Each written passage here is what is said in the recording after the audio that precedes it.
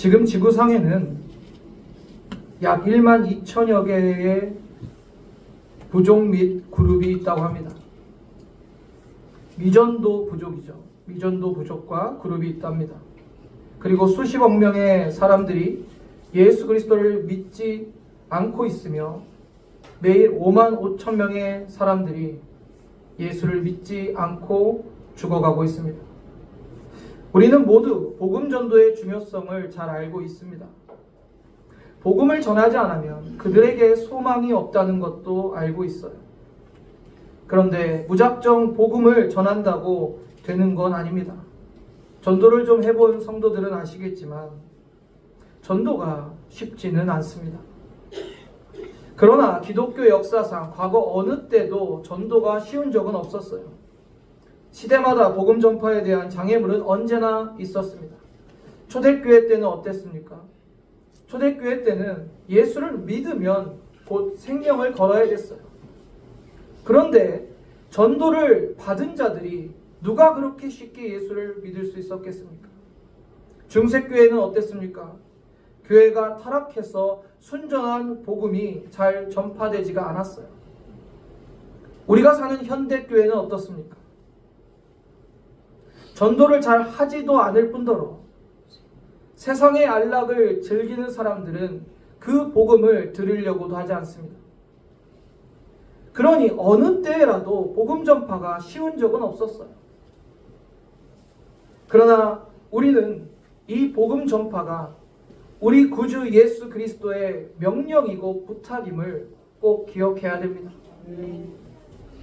그래서 복음을 전했던 복음 전도자들의 그 방법을, 그 원리를 우리가 배워야 돼요. 힘들고 안 되는 이유만 나열하지 말고 어려운 가운데서도 복음 전파에 힘을 썼던 사람들의 방법을 배우기를 소망합니다. 오늘 본문에 사도 바울은 복음 전도의 원리를 잘 보여주고 있어요. 그는 일평생 복음을 전했던 사람입니다. 그러기에 누구보다 복음 전도의 원리를 정확하게 알고 있었어요. 우리가 바울의 전도 원리를 배운다면 정말 바울과 같은 전도자가 될 수 있을 것입니다.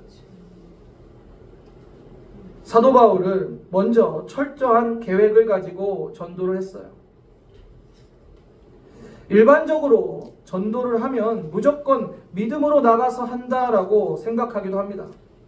그러나 전도를 무원칙적으로 하면 성공한 확률보다 실패할 확률이 더 크게 됩니다. 이건 다른 어떤 일도 마찬가지겠죠. 전도도 사전에 철저히 준비하고 계획을 해야 됩니다. 준비 없이 나가서 전도하면 무장 없이 나가서 전투하는 것과 같아요. 무장 없이 나간 전투는 승리하지 못합니다. 여러분의 전도 대상자가 누굽니까? 그 대상자를 먼저 잘 아셔야겠죠.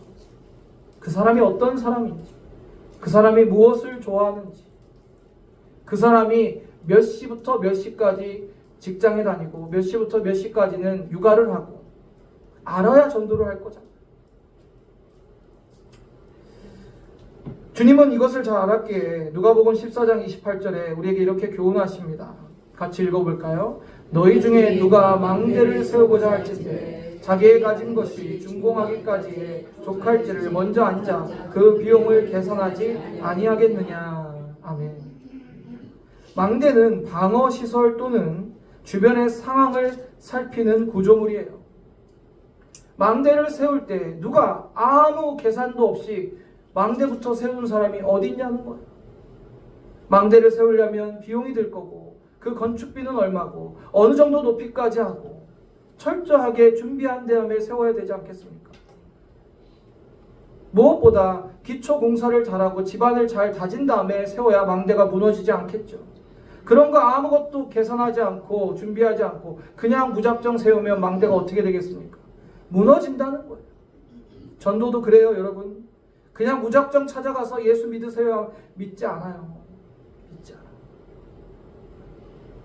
그 사람이 무엇이 필요한지, 그 사람이 어떠한 갈급함이 있는지를 잘 미리 헤아려서 그렇게 그 사람의 필요와 그 사람이 무엇을 원하는지를 우리가 알고 그들에게 전도를 해야겠죠.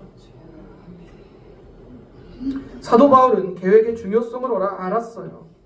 그의 복음 전도를 살펴보면 철저하게 계획해서 움직였다는 걸 알 수 있습니다. 본문 22절에서 24절을 보면 그러므로 또한 내가 너에게 가려 하던 것이 여러 번 막혔더니 이제는 이 지방에 일할 곳이 없고 또 여러 해 전부터 언제든지 서번하러 갈 때 너에게 가기를 바라고 있었으니 24절 이는 지나가는 길에 너희를 보고 먼저 너희와 사귐으로 얼마간 기쁨을 가진 후에 너희가 그리로 보내주기를 바람이라. 아멘. 오늘 본문을 통해서 사도 바울의 복음 전도의 일정표를 확인할 수 있어요. 바울은 로마로 갈 계획이 있었습니다. 로마 선교에 대한 정보도 풍부하게 가지고 있었어요. 로마는 이미 복음이 전파된 곳이지만 그럼에도 아직 복음을 들어야 될 사람들이 많이 있었어요. 그래서 그들에게 다시 복음을 전하고 또 복음을 듣지 못하는 사람들의 복음을 전하기 위해서 로마에 갈 계획을 세웠습니다. 바울은 로마로 향하면서 스페인 지역까지 복음을 전할 계획을 세웠어요. 서바나, 스페인을 가리킵니다. 서바나 지역으로 갈 때 로마를 들리겠다라고 말합니다. 그래서 다시 정리를 하면 사도 바울의 그 복음 전도 그 일정은 예루살렘, 터키, 그리스, 이탈리아, 스페인으로 이어지는 거예요. 그렇게 전도 여행을 철저히 준비하고 시작을 했어요. 준비된 자세는 너무나 중요합니다. 내가 어떻게 전도를 할 것인가?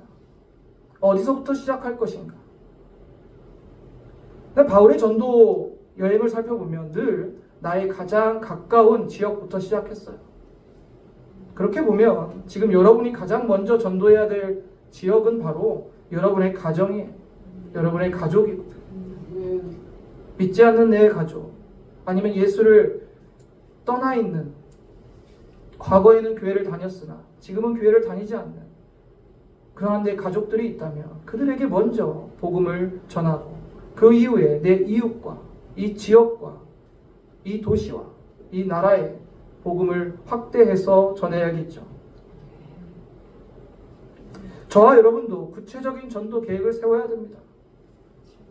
그리고 교회적으로도 함께 계획하고 잘 준비할 때 우리의 복음 전도가 더욱 효과적으로 이루어질 수 있는 것입니다. 전도하자라고 설교하면 재미없으시죠? 그러나 이거보다 중요한 설교가 어디 있겠습니까? 국민일보의 기사를 보니까 강단에서 전도에 대한 설교를 많이 하는 교회가 많은 사람들이 전도되어 온대요. 목사님이 얼마만큼 복음 전도에 대한 설교를 하느냐에 따라서 실제 전도되어 오는 성도들의 숫자가 증가한다는 거예요. 왜냐하면 성도들이 그 설교를 듣고 잠들어 있던 내 구령의 열정이 깨어나는 거예요. 그래, 복음을 전해야지. 그것이 예수님이 가장 원하시는 길이지. 하나님이 제일 기뻐하는 일이지. 깨닫게 되면서 전도하게 된다는 거지.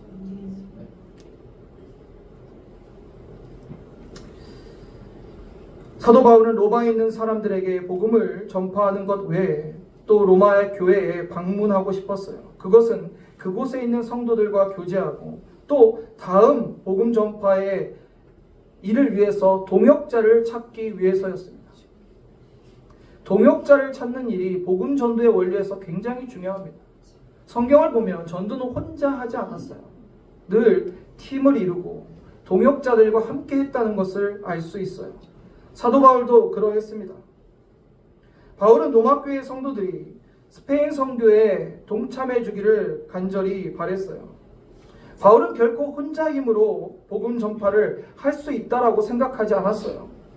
바울의 선교 여정에 그를 돕는 동역자들이 여러 명 등장합니다. 대표적으로 바나바, 실라, 마가 요한이 있었고 또 로마서 16절을 보면 그를 돕는 사람들의 명단이 나오는데 성경에 나온 명단만 해도 34명입니다. 그 가운데 브리스길라와 아굴라오는 바울을 위해 목을 내놓을 정도로 열렬하게 도움을 줬어요. 많은 동역자들과 함께 바울은 전도했습니다. 그렇다면 우리의 전도도 마찬가지예요. 함께 동역해서 전도할 사람들을 많이 세워야 돼요. 그리고 어떤 사람들은 기도로 동역했고, 어떤 사람들은 물질로 동역했고, 어떤 사람은 길을 안내하는 일로 동역했습니다. 그러한 모든 동역이 합력해서 복음 전파의 사역을 감당할 수 있었던 것입니다. 사랑하는 성도님들, 혼자 힘으로 전도할 수 없습니다. 함께 하는 것입니다. 우리 자신의 달란트를 통해서 각각 자신의 은사대로 복음 전파의 일에 함께 하기를 주님의 이름으로 축원합니다. 이 일을 위해서 무엇보다 중요한 것이 무엇입니까? 바로 교회가 하나의 팀이 되어야 된다는 것. 교회가 하나 되지 못하면 함께 동역해서 복음 전파를 할 수가 없어요. 참 안타까운 것은 교회들이 가장 중요하고 힘써야 될 일이 복음 전파인데 여기에는 힘쓰지 않고 전혀 쓸데없는 일에 힘쓰는 모습이 있어요. 교회 안에 분열과 다툼이 있고 서로 네가 잘났니 내가 잘났니, 정말 쓸데없는 일이에요. 하나님이 한 번도 관심도 주지 않는 일에 우리는 얼마나 열심히 관심을 갖고, 여러분 하나님 보시기에 우리의 모습은 도토리 키재기입니다. 그것을 깨달으셔야 돼요.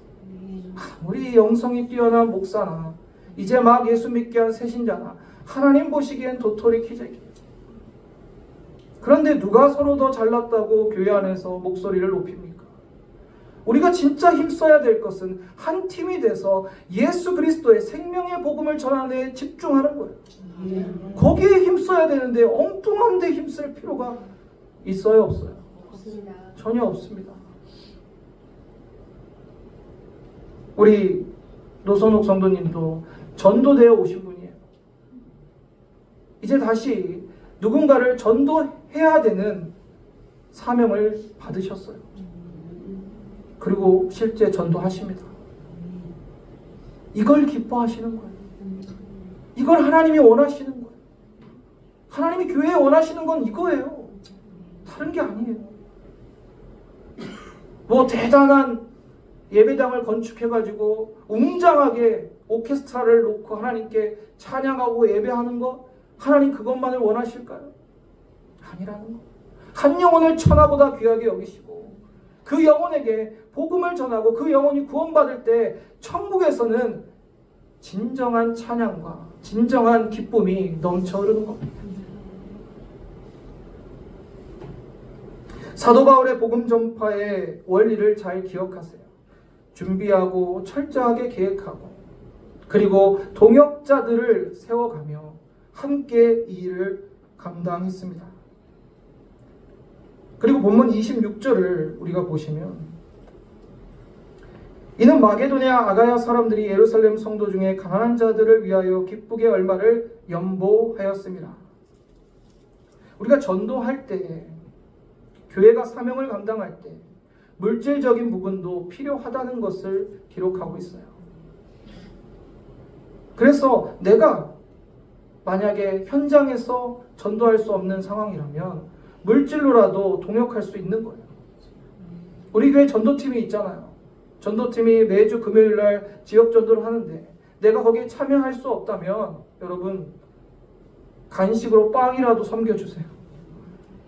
아니면 전도지 만들 때 필요한 금액이 얼마인지 물어보셔서 이번에는 제가 좀 섬기겠습니다. 전도지 제작 비용을 제가 보태겠습니다. 이런 것도 필요하다는 거예요. 복음 전파의 일은 모두가 함께 하는 거예요. 이 모양 저 모양으로 내가 할 수 있는 일을 동역하는 겁니다. 그리고 또 중요한 게 있어요. 양육이 빠지면 안 됩니다. 양육이. 아유, 제가 목사도 아니고 전도사님도 아닌데 어떻게 제가 양육합니까? 물론 양육을 하려면 양육을 할 수 있는 교육을 받아야겠죠. 그렇지만 그렇게 목사님, 전사님처럼 하지 않더라도 여러분이 할 수 있는 게 있잖아요. 어떻게 해서 구원받는지 다 아시잖아요. 그리고 어떻게 예배해야 되고 찬양은 왜 중요한지 또 헌금 생활은 어떤 건지 여러분이 알고 있는 것을 간단하게라도 가르치고 설명해 줄 수 있을 거예요. 그래서 새로운 영혼이 예수 믿었다면 그들에게 여러분이 인도하고 복음을 전했다면 그러한 부분을 또 양육할 수 있는 저와 여러분 되기를 주님의 이름으로 소망합니다.